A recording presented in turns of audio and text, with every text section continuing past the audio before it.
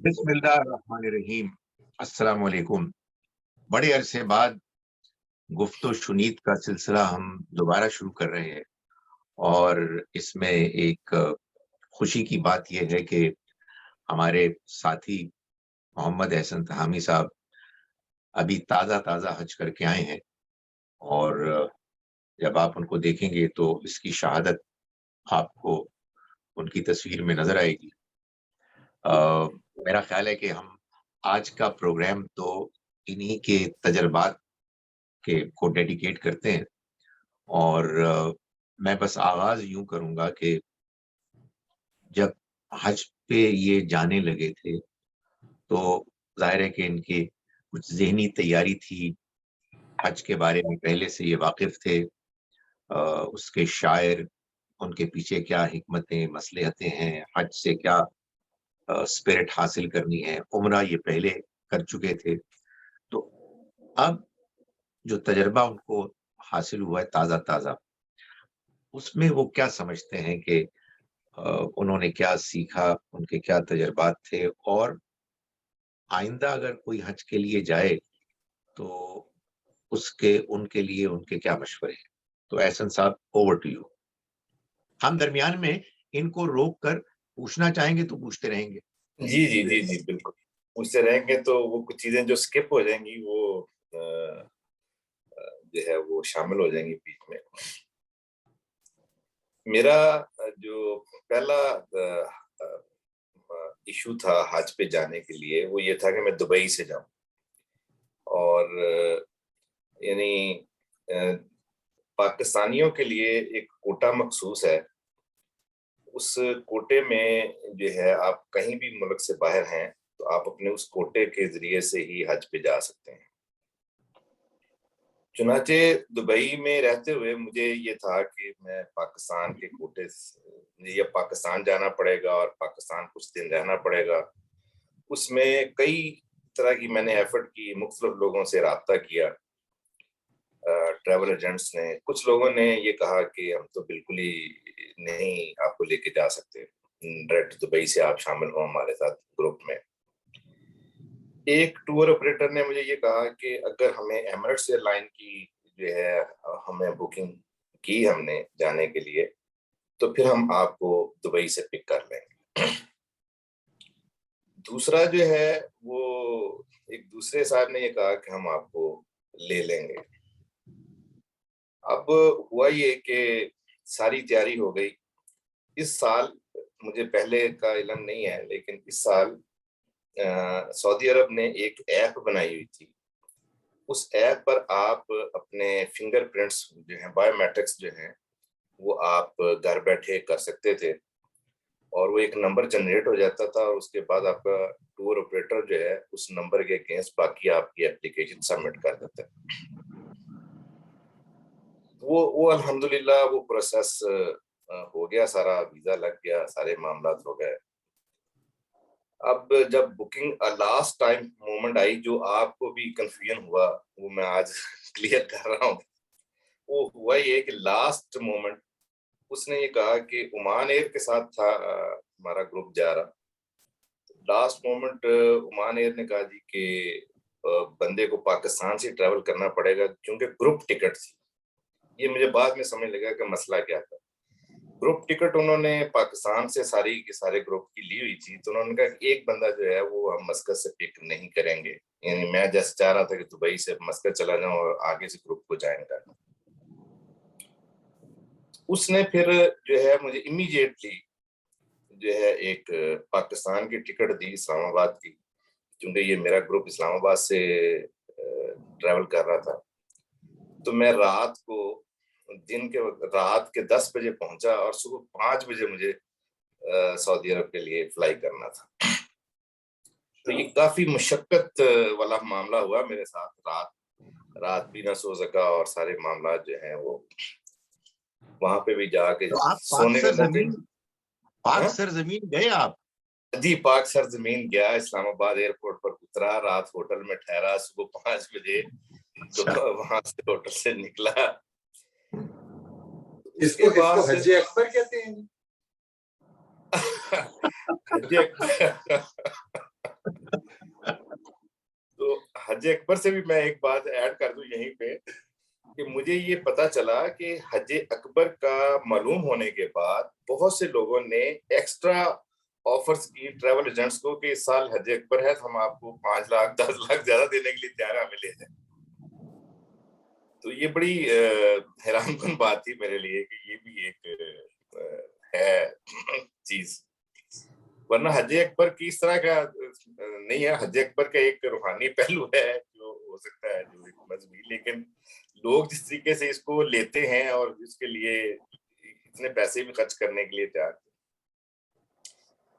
खैर जो है अल्हम्दुलिल्लाह जो है वो हम पे सफर उसके बाद ठीक रहा अल्हम्दुलिल्लाह। सऊदी इंतजामात अच्छे थे।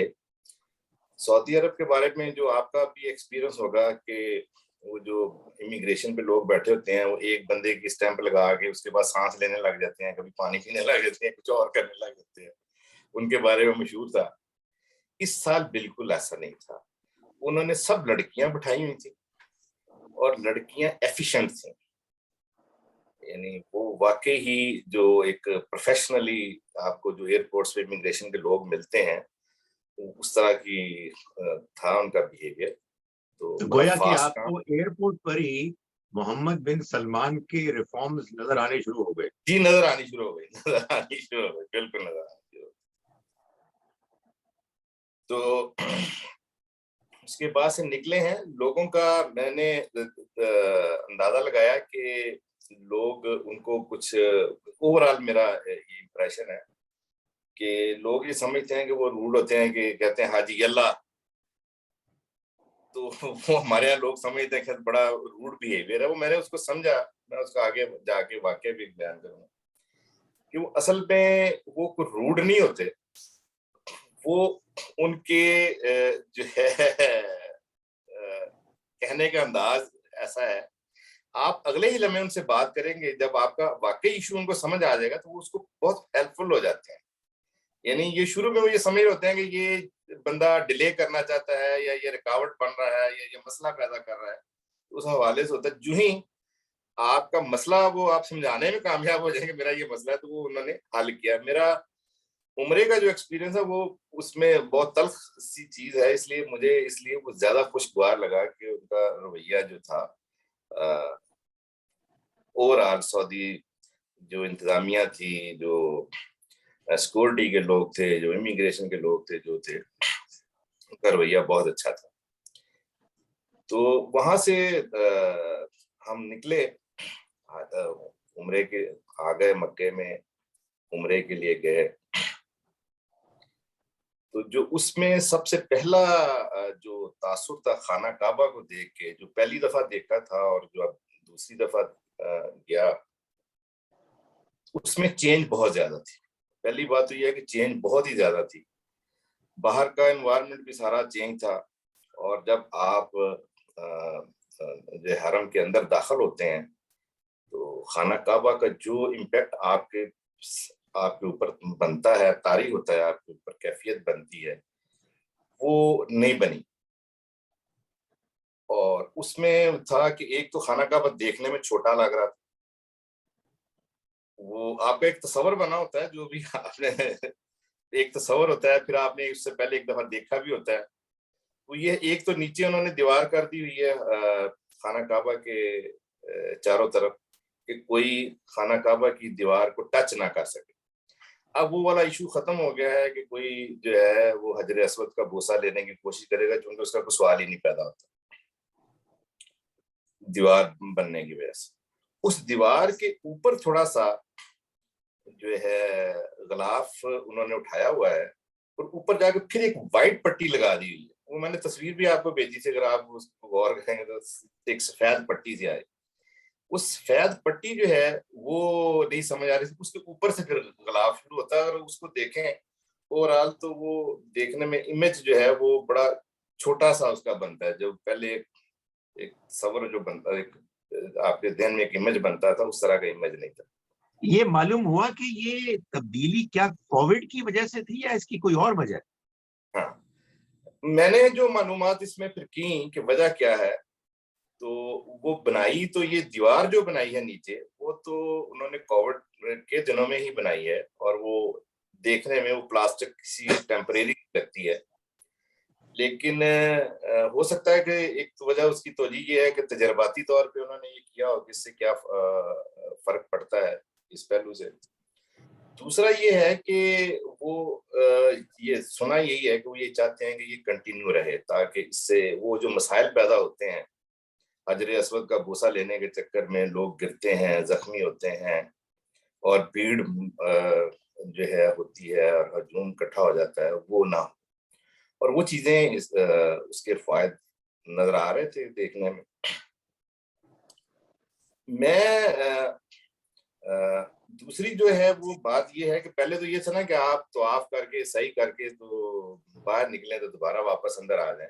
अब इसका कोई इम्कान नहीं था। उन्होंने पूरे का पूरा मैकेनिज्म ये कर दिया है कि आप जब एक दफा एंटर हो जाएं तो एग्जिट के लिए दूसरा ही रास्ता है, कोई ऑप्शन नहीं है कि आप वापस उसी गेट से आए। खास तौर पे जब पीक के डेज होते हैं जिसमें रश ज्यादा होता है। तो मैं वापस आने के बाद मैंने ये ख्याल किया कि शायद ये मेरे अंदर कोई ऐसा नक्श है कि मुझे मेरी वो खाना काबा को देख के वो कैफियत नहीं बनी जो पहली दफा बनी थी या जो बननी चाहिए थी। तो मैंने डरते डरते दूसरे लोगों से भी जिक्र किया। तो जो लोग मेरे कैंप मेरे साथी जितने भी थे वो सभी तकरीबन पहले एक से ज्यादा मर्तबा आ चुके हुए थे।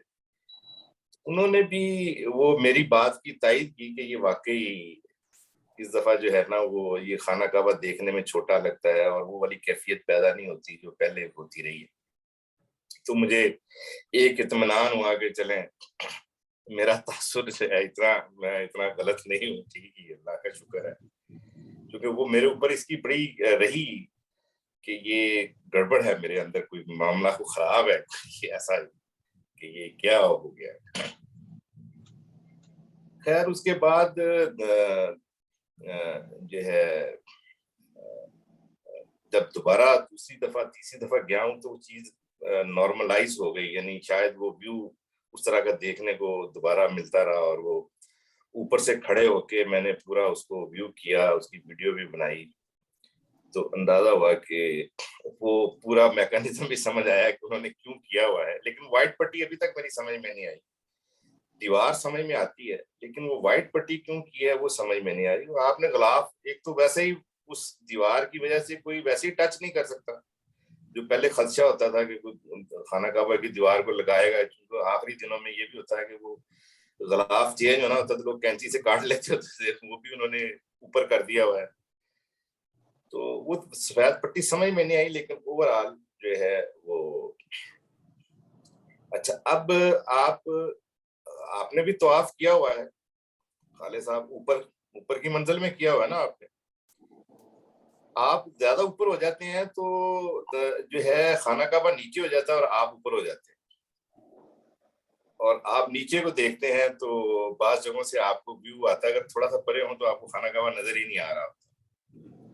तो बिल्कुल अगर आप करीब वाली साइड में हो तो आप झांकें तो आपको नीचे जो है वो खाना काबा नजर आ रहा होता। उसमें भी लोगों के सवाल होते हैं कि यार क्या इतना ऊंचा जो है खाना काबा ऊंचा हो गया, खाना काबा अगर तो आप करते हैं। बहरहाल वो मेरा ख्याल है कि प्रैक्टिकल मजबूरियां हैं, इतने ज्यादा लोगों को समाया ही नहीं जा सकता अगर ये वो हल ना निकालें तो। खाना काबा के हरम के इर्द गिर्द जो है वो सारे उन्होंने होटल बना दिए हैं। उनकी प्लानिंग गालिबन ये है कि छोटी इमारतें खत्म कर दी हैं सारी, बड़े बड़े होटल्स बना दिए हैं। और वो जो है वो ये है कि उन होटल्स में उनके ख्याल मेरा जो अंदाजा है कि उनकी कोशिश ये है कि मैक्सिमम लोग उसी में क़याम पजीर हो सकें और हरम तक पहुंच सकें। क्योंकि जो उस होटल्स में नहीं रह पाते वो फिर अजीजिया ही जाते हैं, वो दूर हो जाता है, और अजीजिया से आना काफी मुश्किल बन जाता है। जो एक और चीज मैंने जो ऑब्जर्व की वो ये है कि अब उन्होंने रडार्स लगाए हुए हैं, उनको पता चल जाता है कि ये गेट से जब एंट्री हो रही है तो इधर से आप इतने लोग आ गए हैं कि आप मजीद अंदर जाने के नहीं जा सकेंगे और जगह नहीं है, तो गेट बंद कर देते हैं। वो सिक्योरिटी वाले को वायरलेस से मैसेज आता है कि ये गेट बंद कर दो, गेट बंद कर देते हैं और लोगों को कहते हैं कि आप दूसरे गेट से आप एंट्री हो। जब दूसरा गेट भी में भी लोग फिलअप भर जाते हैं तो फिर उसको भी बंद कर देते हैं। तो इस तरह से करके वो हर साइड को कवर करते हैं कि हर लोग जो हैं वो इतना ऐसा ना हो कि लोग ज्यादा अंदर चले जाए। इस पहलू से इंतजामात जो थे वो बहरहाल जो है वो अच्छे लगे। लेकिन मुझे एक चीज जो है वो बड़ी कि वो जो मक्का टावर है, जिसे क्लॉक टावर भी कहते हैं, वो आप जद्दे से भी आते हुए दूर से देखें तो वो क्लॉक टावर नजर आ रहा होता है और पता चलता है कि ये हरम वाली जगह है। बाकी इर्द गिर्द में है वो बिल्डिंग्स इतनी ऊंची हैं कि वो हरम का वो मीनारों का पता नहीं चलता। जब मैं 2003 में गया था तो उस वक्त दूर से हरम के मीनार जो हैं वो नजर आते थे, जिसका कि अब कोई इम्कान नहीं रहा। अब चारों तरफ हाई राइज बिल्डिंग्स हैं, मीनार नीचे हैं और बिल्डिंग्स उनसे ऊपर हैं। तो इंतजामात, चूंकि वो हमारा पैकेज था, प्राइवेट था और वो ए कैटेगरी का पैकेज है, उसमें 3 कैटेगरीज होती हैं, ए कैटेगरी है, बी कैटेगरी है और सी कैटेगरी है। तो ए कैटेगरी में आपको जो भी आप फैसिलिटीज मैक्सिमम आप समझते हैं 5 स्टार होटल्स के हवाले से, वो सारी फैसिलिटीज आपको मुयसर होती हैं। वो अरफात में भी मुयसर होती हैं, वो मिना में भी होती हैं। और बी वाले कमल कुछ उससे कम हो जाता है और सी वाले बेचारे जो हैं उनको पंखे मिले होते हैं और पर्दे भी नहीं होते और वो गर्मी का बुरा हाल होता है। वो सारी चीजें देखी हैं, वो वाले कैंप भी देखे हैं। खैर, हम जो है वो उम्रे के बाद जो एक चीज मुझे बहुत ज्यादा महसूस हुई मजहबी एतबार से, वो ये है कि लोग एक उम्रा तो कर लिया है और आपका हज तमत्तो हो गया है और आपको एक कुर्बानी देनी है। लोग जो है एक उम्रा करने के बाद अभी 2 दिन बाकी हैं मिना में जाने के लिए, तो लोगों ने उन 2 दिनों में कोई 5-5, 6-6 उम्रे कर रखी हैं। अब वो कोई बंदा ये सुनने के लिए तैयार नहीं है कि ये भी क्या कर रहे हो आप। वो मस्जिद आशा जाते हैं, जाके एहराम बांध के आ जाते हैं, उम्रा करते हैं। खैर, वो मेरी समझ में नहीं, ना किसी को मैं समझा सका, ना किसी से इस मौजू पे बात हो सकती। लोग इतने वालिहाना, और माँ के लिए उम्रा करना है, किसी ने बाप के लिए करना है, किसी ने भाई के लिए करना है, किसी ने किसी के लिए करना है, तो वो सारे तय करके आए हुए थे कि आपके लिए एक उम्रा करना है। मरहूमीन के लिए जो एक है ना ताल्लुक जज्बाती, और फिर ये जो एक उनको अहादीस के जरिए से जो बात समझ में आई है कि इसका सवाब उनको पहुंच जाता है, उन जज्बात के बाद आप कुछ भी नहीं समझा सकते। बड़ा नहीं मुश्किल हो समझा जाता है। सकते, नहीं समझा, कुछ सुनने के लिए तैयार ही नहीं। समझाना तो खैर दूर की बात है, कुछ सुनने के लिए भी तैयार नहीं था। वो जिस कैफियत में थे उस वक्त लोग, वो तो सुनने के लिए भी उसको तैयार नहीं थे कि कोई इस तरह की बात भी सुने, क्योंकि वो एक इतना ज्यादा इमोशनल हाइप क्रिएट हुई होती है कि उसमें उस वक्त कोई सुनने के लिए, हो सकता है बाद में कोई बंदा सुनने के लिए तैयार हो जाए, लेकिन उस वक्त कोई सुनने के लिए तैयार नहीं। ज़हन बना के आए होते हैं और इमोशनल होते हैं उस वक्त।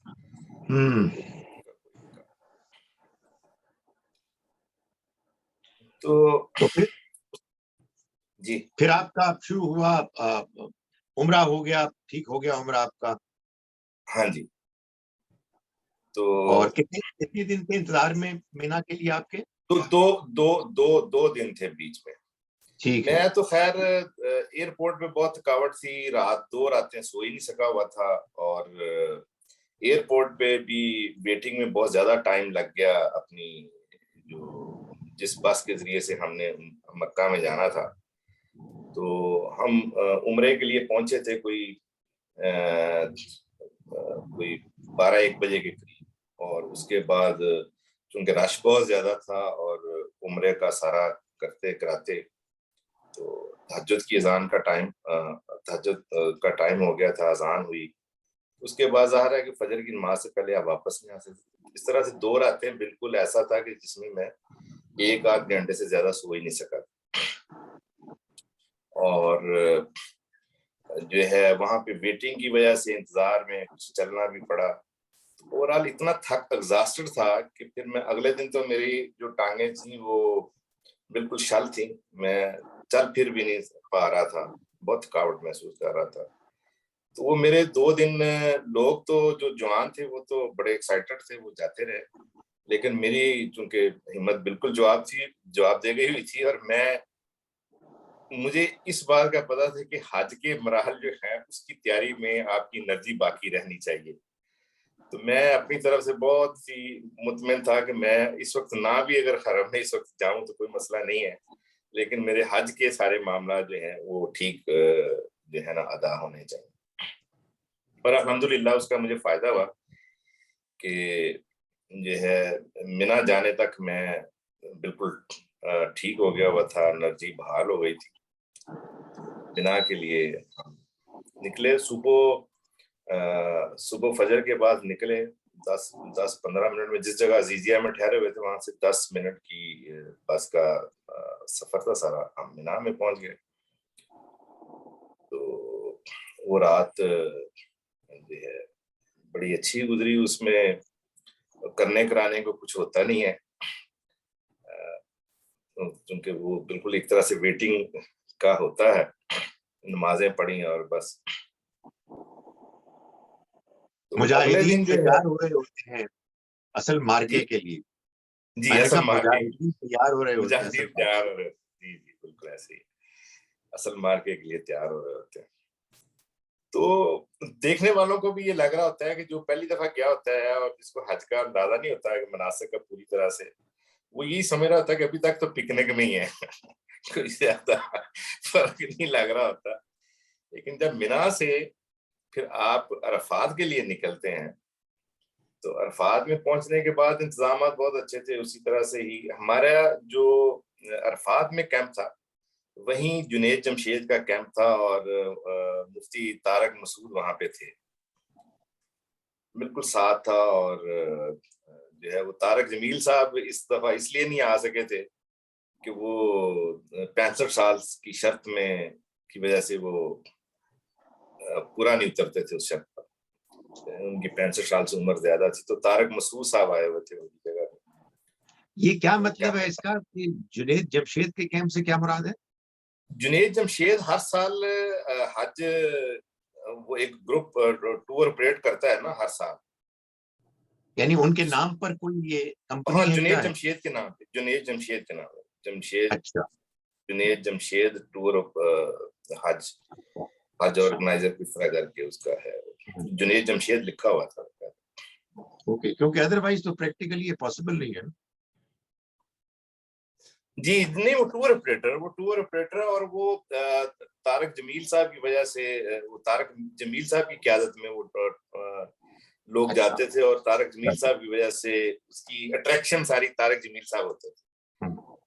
तो इस दफा वो नहीं गए तो उनकी जगह पे मेरा ख्याल है ये पहला साल 65 साल की क्या शर्त लगाई थी कि वो टूर मतलब लीड नहीं कर सकता या कर ही नहीं नहीं सकता? नहीं नहीं, 65 साल से ऊपर के लोग हज पे नहीं जा सकते। अच्छा, हाजी पे नहीं जा सकते? जी हज पे नहीं जा सकते। ये इस साल से ये शर्त इम्प्लीमेंट हो गई है। अच्छा, तो इसका मतलब ये कि मेरा ये वाला साल आखिरी साल था। अब मैं अगर जिंदा रहा तो हज नहीं कर सकता। हाँ, उम्रे कर सकते हैं आप, हज नहीं कर सकते। हाँ।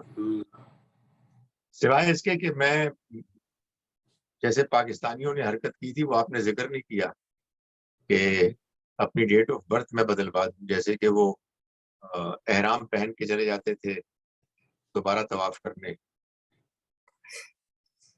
वो अब कर नहीं सकते हम, अनफॉर्चुनेटली। फॉर्चुनेटली। फॉर्चुनेटली इस जी जी, तो आप पहुंचे।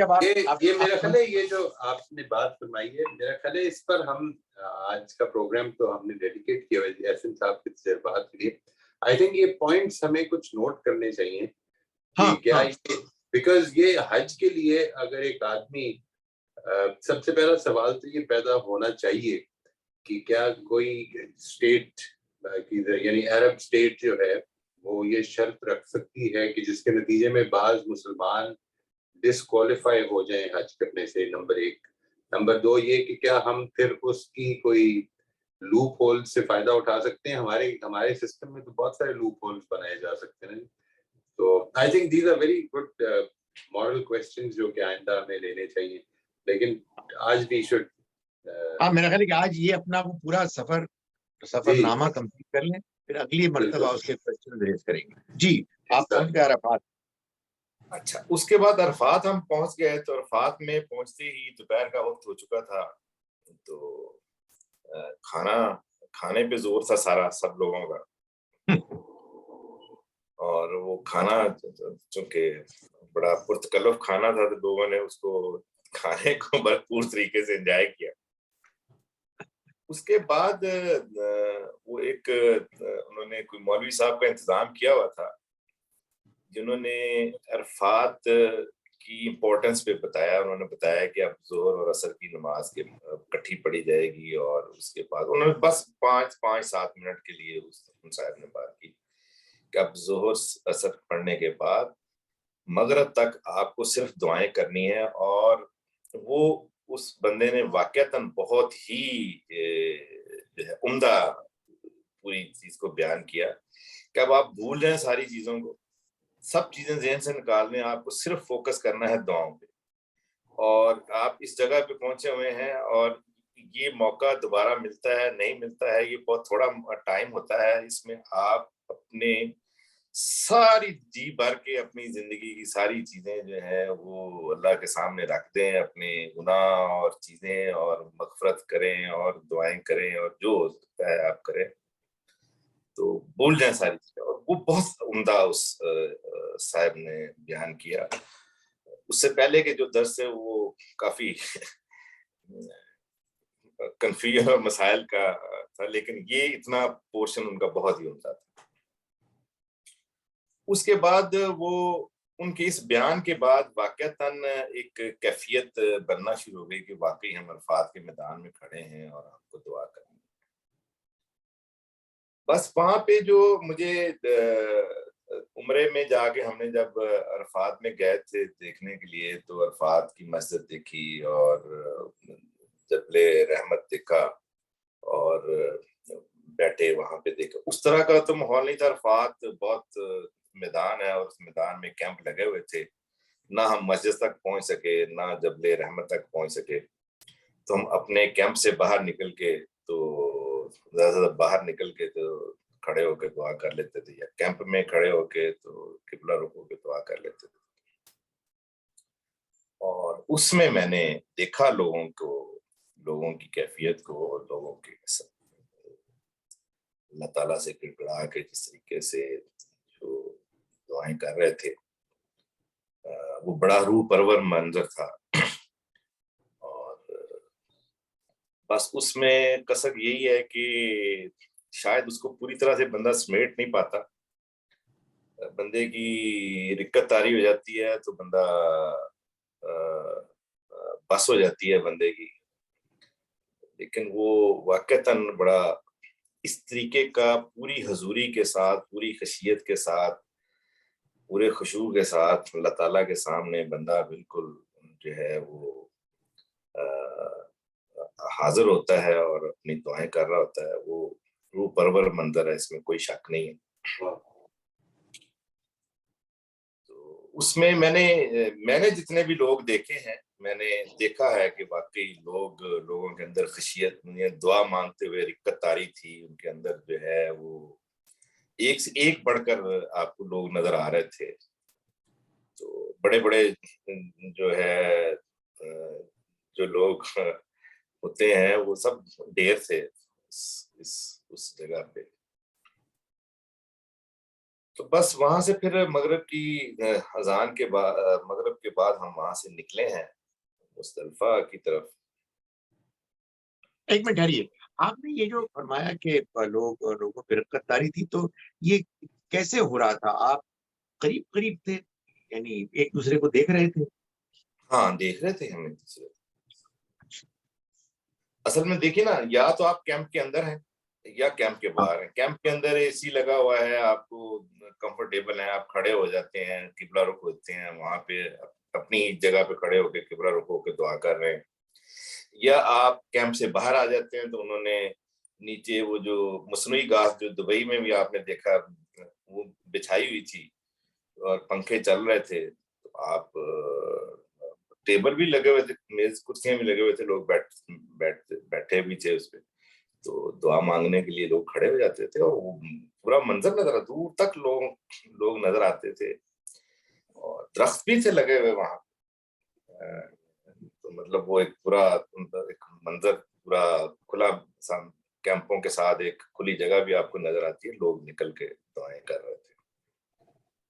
बहुत से लोग थे। मुझे आपका एक्सपीरियंस का नहीं पता, आप क्या इसमें। नहीं, वो ठीक है, वो अलग अलग थे, होते हैं वो हालात भी।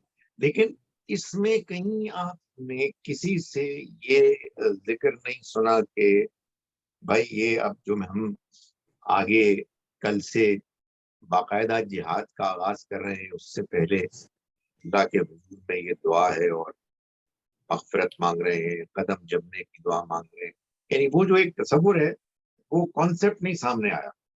नहीं नहीं, वो उस तरह का नहीं, उस तरह का नहीं। वो जो हज का जो फलसफा है या जो उसकी है, आप कह लेंगे स्पिरिट है, वो उस तरह से नहीं है। वो हमारे यहाँ फिजिकल चीजों का ज्यादा होता है। यानी वो तो खैर अल्लाह से दुआ मांगते हुए हर आदमी की अपनी एक कैफियत होती है, लेकिन वो जो फलसफे के मुताबिक है ना कि आप ये जहाद कर रहे हैं और आप अपने आप को इसलिए आए हैं कि अल्लाह अल्लाह के कैंप में आपने जाना है और शैतान से आप बरात का ऐलान कर रहे हैं और उसके खिलाफ जहाद के लिए आप जो है वो करने के लिए निकले हैं अपनी अपनी अमली जिंदगी में भी, और ये उसका अलामती है। उस तरह की चीजें शायद उस तरह के एहसासात मैंने नहीं देखे, ना उस तरह का फलसफे का किसी को। मुझे जितने लोगों को मैं मिला हूं या देखा, ऐसा कोई चीज नहीं थी।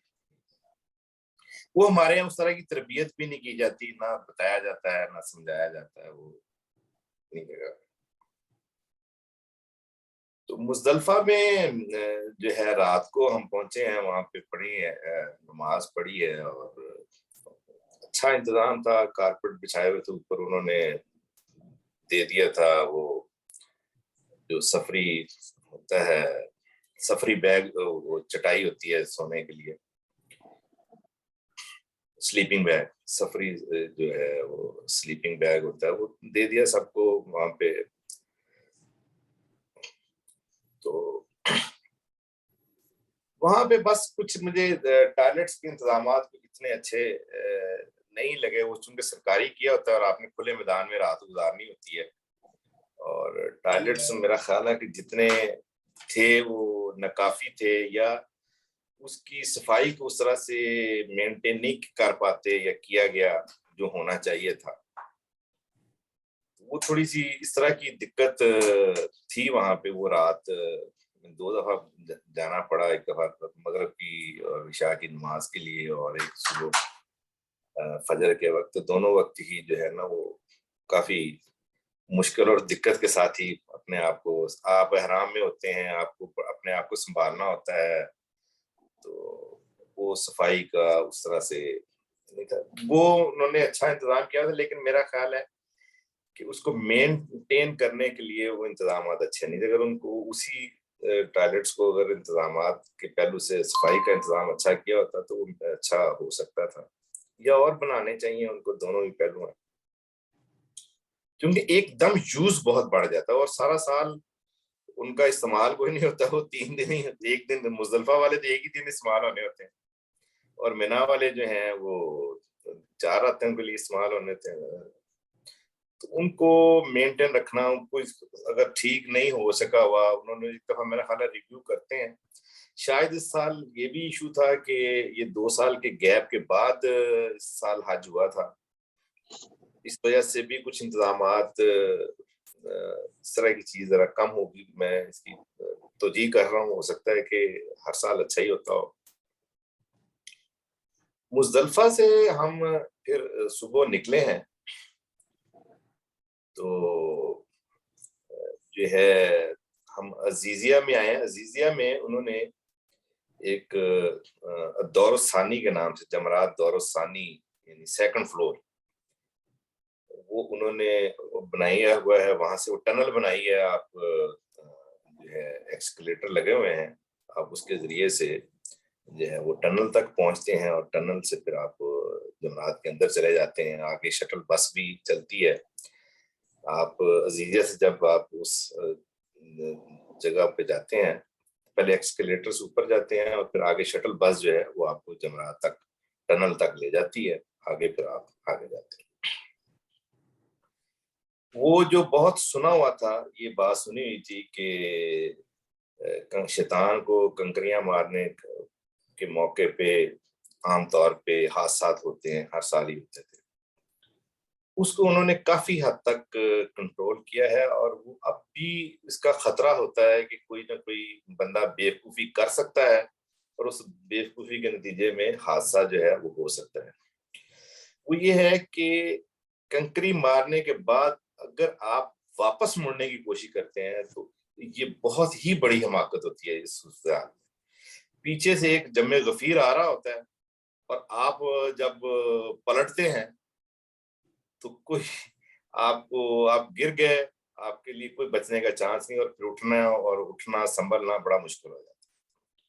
उसमें मैंने एक दो मौके पे देखा है कि अगर किसी ने ऐसी कोई बेवकूफी की, और वो आमतौर पे हमारे इंडिया, पाकिस्तान, बांग्लादेश के लोग इस तरह की हिमाकत करते हैं, तो वो फौरी तौर पे सिक्योरिटी वाले जो हैं वो आए और उन्होंने एकदम से उस बंदे को जो है घेरे में ले लिया, और घेरे में लेके उसको उठा के और साइड से बाहर निकाल के ले गए। क्योंकि वो, अगर वो पलक झपकते अगर वो नहीं आते तो वो बंदा, मेरा नहीं ख्याल कि संभल पाता और बच पाता। तो ये दो दफा मैंने ये देखा कि वो, और उसकी एक इस दफा ये नजर आया कि वो सिक्योरिटी के जो कैमरेज लगे हुए हैं, सीसीटीवी, उसके जरिए से वो फौरी तौर पे मैसेज करते हैं कि वहां पे है, एक हुआ है मामला, तो फौरी तौर पे सिक्योरिटी वाले जो हैं वो आ जाते हैं। और सिक्योरिटी बहुत ज्यादा लगती है, देखने में लग रहा होता है कि ये सिक्योरिटी बहुत ज्यादा है, पता नहीं किस लिए है। उसका असल काम यही है।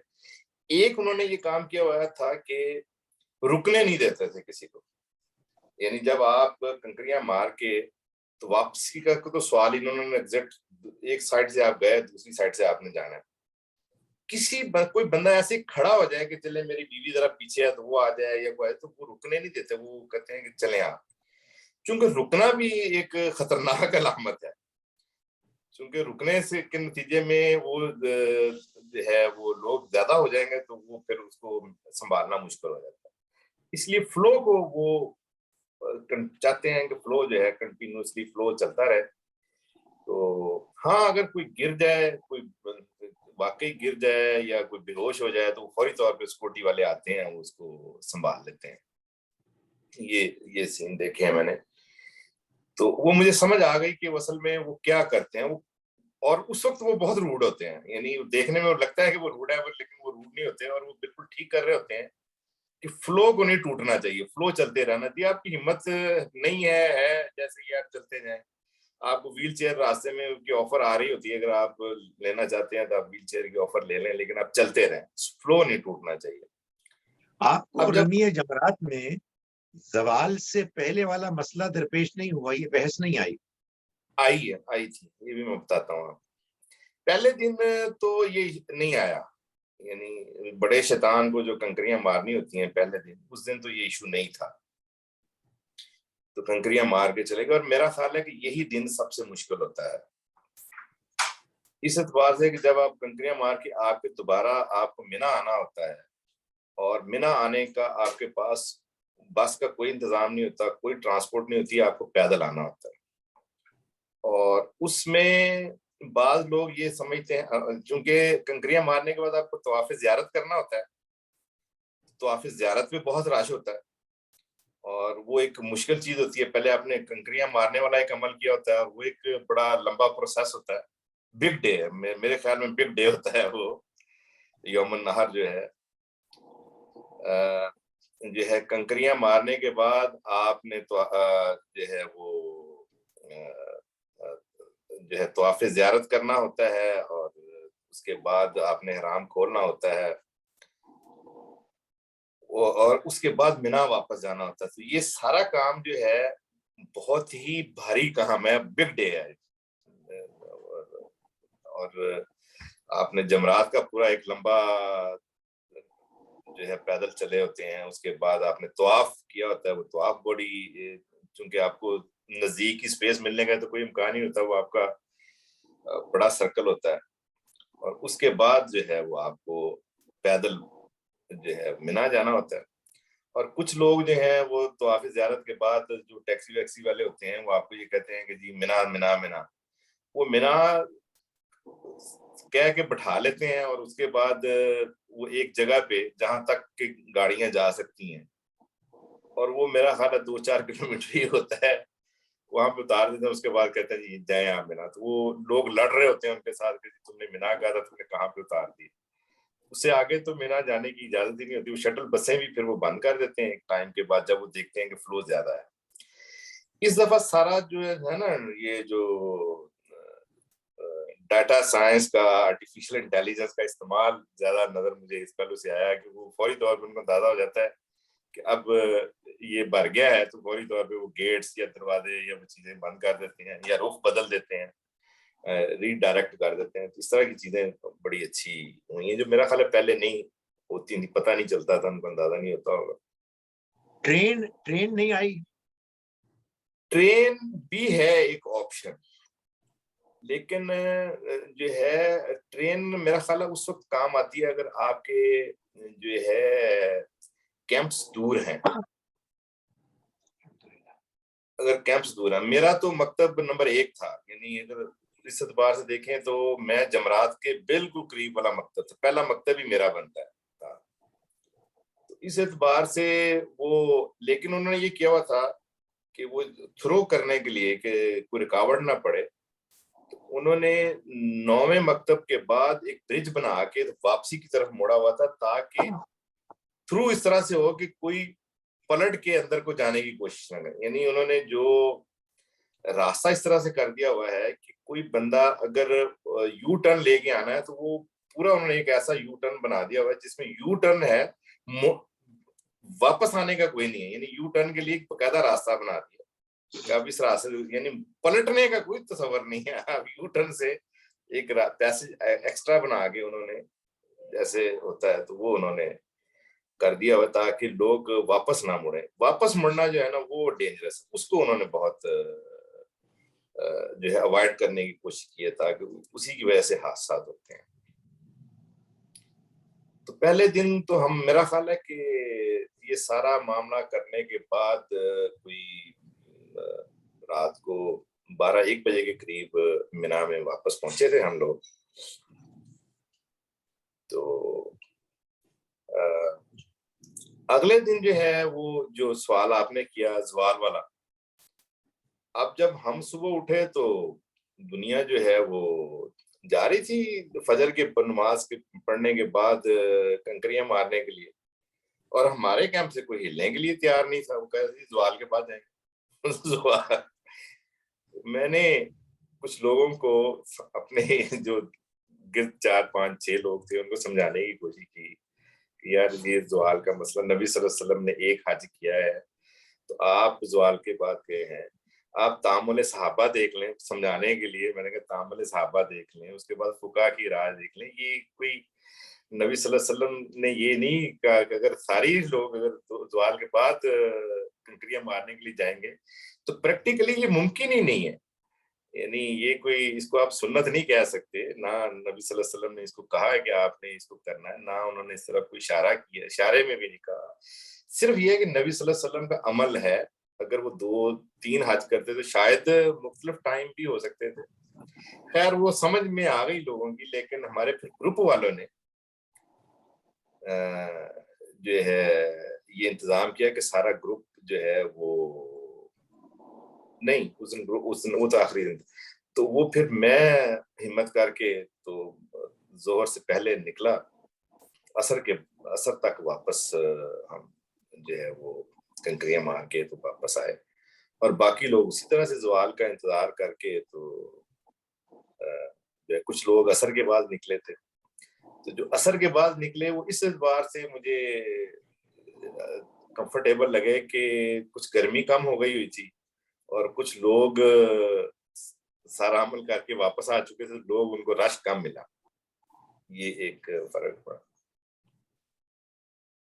फिर जो है तीसरे दिन जो है वो वही फिर ज़वाल का चक्कर उस दिन भी चल रहा था। खैर वो ग्रुप वालों ने कहा कि नहीं, हम जो है जोहर की नमाज पढ़ लें, खाना खा लें, जोहर की नमाज पढ़ लें, तो फिर हम सारे निकलेंगे, क्योंकि हमने वापस नहीं अब आना, तो हम ग्रुप की शक्ल में जाएंगे। आगे जो है मिना से निकलते ही आगे जो है वो बसें जो है वो खड़ी हैं हमारी, तो हम अपने होटल तक जो है उसमें चले जाएंगे। तो इस तरह से वो हम उस दिन तीसरे दिन जो है वो पूरा ग्रुप का ग्रुप निकला और हम अपना जो है उसी तरह से निकल के बाहर आ गए। और उसमें भी मैंने देखा कि हमारे लिए तो वो बसें थी, लेकिन कुछ लोगों का कोई इंतजाम नहीं था और वो बेचारे वहाँ पे खज्जल खराब हो रहे थे, ख्वार हो रहे थे कि जी हम अब अपने अपने होटलों पे या अपने अपने जगहों पे कैसे जाएंगे। और वो कोई रेट का जमीन आसमान का था, जो 10 रियाल की चीज थी वो 100 रियाल तक पहुंची होती है। पानी का इंतजाम भी वो था, जमरात में जगह जगह वो सरकारी इंतजाम में पानी दे रहे थे, लेकिन कुछ लोग बेच भी रहे थे बीच में, इस तरह की चीजें थी। आपने जब 12 को रमी जमरात के बाद आप बसों में निकले और होटल्स में चले गए, तो बस ये एहसास हो गया कि अब हज पूरा हो गया है? हाँ जी, हाँ जी, ठीक है। उस वक्त ये आपने वो जिक्र नहीं किया कि आपको किसी मौके पे बता दिया गया कि आपका जानवर कुर्बान हो गया है और फिर हाँ, आपने वो तो यौमन नहर वाले दिन, जिस दिन पहले दिन बड़े शैतान को कंकरियां मारी, उसमें मसला ये था कि हमारा जो टाइम था वो था उसने हमें जो टाइम दिया था वो इस तरह से दिया था कि आपकी कुर्बानी सुबह 7 बजे से जोहर तक के दरमियान होगी। जोहर इंतहाई टाइम है। तो मैं तो कंकरियां मारने के बाद पहले दिन जो है वो आके तो होटल में लेट गया था, अपने उस इंतजार में कि जब तक कुर्बानी नहीं होगी तो मैं जो है वो हलक नहीं करवाऊंगा, और हलक नहीं करवाऊंगा तो मैं तवाफ़े ज़ियारत के लिए भी नहीं जाऊंगा। अपनी इस तरतीब को जो है वो रखा। मेरे साथ भी जो मेरे 3-4 साथ लोग थे, उन्होंने भी वो मुझे फॉलो किया, जो कि कुर्बानी उनकी थी, उनकी भी मेरे साथ ही टाइम था। तो वो एग्जैक्टली जोहर की अजान के वक्त मैं नाई के पास खड़ा था। जब अजान हुई है तो उस वक्त फिर किया वो मेरा हलक ख्याल है वाली। कि ये जो है हज का जो इवेंट्स का डिस्क्रिप्शन तो आ गया। अगली मर्तबा हम क्वेश्चंस वगैरह भी करेंगे, कोई चीज रहेगी वो भी करेंगे। एक सवाल मेरे ज़हन में रह गया है, वो अगर आप अभी क्लैरिफाई कर दें। जी आपने पहले कहा था कि आप अजीजिया में थे और अभी आप फरमा रहे हैं आप होटल गए, तो आपका होटल अजीजिया में था? अजीजिया में था हमारा होटल, इस एतबार से बेहतरीन जगह पे था, यानी कि वो दौरसानी जहां से जमरात पहले दिन से बड़े शैतान को कंकरियां मारनी होती हैं, उसके लिए उन्होंने रखा ही सेकंड फ्लोर है। अच्छा। बाकी दिनों में बाकी फ्लोर खुले होते हैं, लेकिन उस दिन ज्यादा वही दौरसानी वाला ही चल रहा था, या मेरे इल्म के हद तक वही था। तो चूंकि सारा प्रेशर उसी के ऊपर था, तो वो इंतजाम अच्छा था। वो उस दौरसानी के सामने ही हमारा होटल था, यानी वो एक तरह से बसें हमें वहां पे अगर पहुंचा दिया तो हम वहीं पे थे एक तरह से। ठीक है भाई साहब, आपने को अगर कोई बात करनी है पूछनी है तो करें, वरना फिर हम इसको आज की प्रोग्राम इंशाल्लाह वी कंटिन्यू, अल्लाह खैरियत रखे, अगले हफ्ते हम अगले मंडे इंशाल्लाह। तो इसको फिर आप आज हम इसको खत्म करते हैं यहीं पर। जी, अल्लाह ताला रहेंगे तो इंशाल्लाह करेंगे। मकबूल हो जी आपके लिए ये, अल्लाह ताला कबूल फरमाएगी। एक मर्तबा फिर वो जहन में सारा मंजर आ गया और ज़ाहिर है बड़ी बड़ी अच्छी बड़ी इंपॉर्टेंट डिस्क्रिप्शन थी। इंशाल्लाह फिर हम इस पे एक और प्रोग्राम करेंगे क्वेश्चन दोबारा पर। इंशाल्लाह, राइट।